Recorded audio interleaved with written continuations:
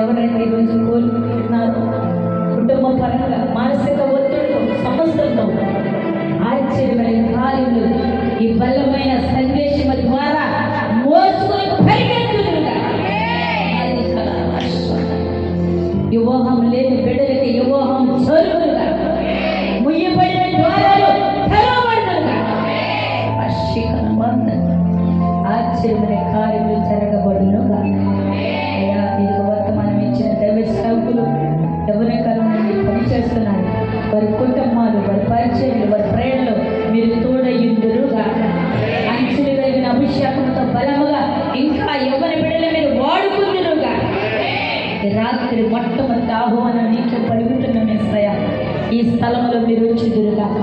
బలమైన కార్యాలతో నింపబడుదురుగా.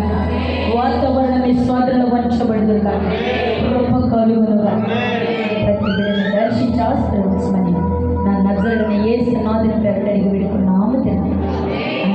పరలోక తండ్రి, నీ నామం పరిశుద్ధపరచబడిన, నీ రాజు వచ్చింది, నీ చేత పరలోకమందు